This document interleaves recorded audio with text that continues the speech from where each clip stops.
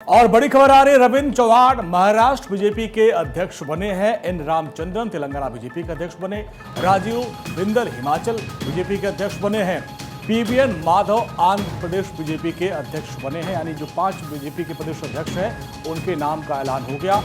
और बीजेपी के राष्ट्रीय अध्यक्ष के चुनाव से पहले ये प्रदेश अध्यक्षों के चुनाव का दौर चल रहा है। ऐसे में 5 ऐसे नाम जिनके नाम का ऐलान आज किया गया और कल ही इन्होंने नामांकन दाखिल किया था और आज उनके नाम का ऐलान हो गया। लगभग सभी निर्विरोध चुने गए हैं। राजीव बिंदल हिमाचल में दोबारा इनको कमान मिली।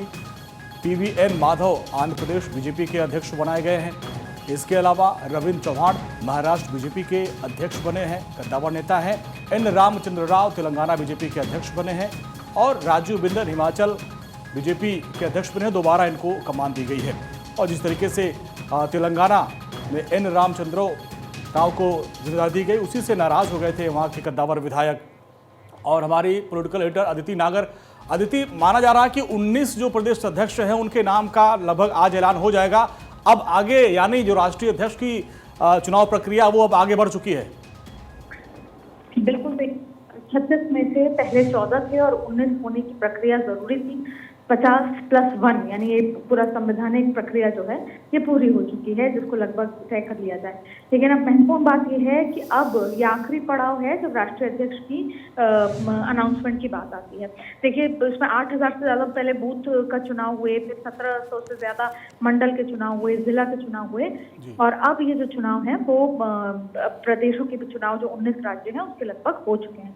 अब ऐसी स्थिति में जो सबसे महत्वपूर्ण बात ये है कि अब भारतीय जनता पार्टी जो तारीख निकल कर आ रही थी या नाम नहीं आ रहा था, केवल तारीख आ रही थी, वो भी आते नजर आ रहा है।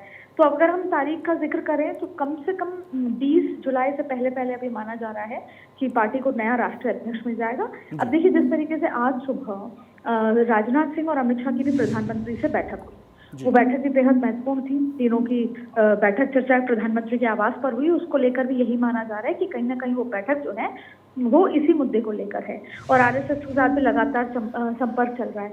तो ऐसी स्थिति में ये बेहद महत्वपूर्ण हो जाता है कि अब कभी भी राष्ट्रीय अध्यक्ष के नाम की घोषणा हो जाएगी और उसके बाद एक बड़ी कार्यकारिणी जो कि माना जा रहा है कि अगस्त के पहले सप्ताह में की जाएगी, जिसमें एक मोहर लगाई जाती है। तो अब वो काउंटडाउन शुरू हो चुका है वास्तविक रूप में। अब बीजेपी के पास कोई ये बहाना अगर विपक्ष कहती है कि अभी तक हमारे राष्ट्रीय अध्यक्ष नहीं बने, तो ये नहीं है। जो 19 राष्ट्रीय अध्यक्ष हैं वो बन चुके हैं। इसका ये भी मतलब माना जा सकता है कि लगभग राष्ट्रीय अध्यक्ष के नाम पर सहमति बन चुकी है।